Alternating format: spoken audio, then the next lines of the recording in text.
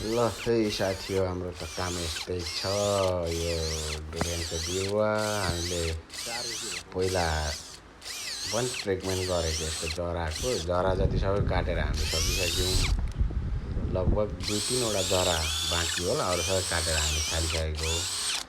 अब त्यो गर्दा पनि नभएपछि हामीले यो अहिले चाहिँ यो इमर्जेन्सी ट्रिटमेन्ट गरेको हो।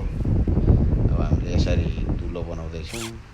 दुलो बनाइसकेपछि अहिले हामी औषधि लाउँछौँ फेरि। अनि बोट चाहिँ यस्तो छ, गइसकेको छ, मरिसकेको छ। हल्का 1-2वटा पात छ, त्यो पनि झरिसकेको।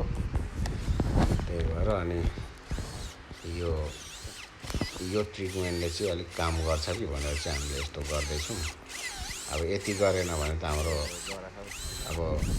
हाम्रो पनि जागिरै जाने अवस्था आउँछ। जागिर भन्दा नि अब परदेश हो, काम गरेको पैसै हराउने हुन्छ। त्यही भएर हाम्रो ट्रिटमेन्ट गरिसकेपछि हामीले यो औषधि लाउँछौँ।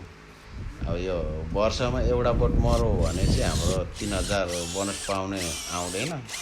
अनि वर्षभरिमा एउटा पनि बोट मरेन भने चाहिँ हामीले 3000 बोनस पाउने हो। त्यही भएर हामीले यत्रो ट्रिटमेन्ट गर्दैछौँ। तर यो चाहिँ खोइ लास्ट अन्तिम अवस्थामा पुगेको छ। हेरौँ अब के हुन्छ। अहिले चाहिँ हामीले यो अब यसरी दुलो खोपेर चाहिँ हामी यहाँ एउटा दुलोमा 10 ml औषधि लाएर चाहिँ हामी टाल्छौँ यसरी। यो चाहिँ औषधि हो। यो चाहिँ इमर्जेन्सी।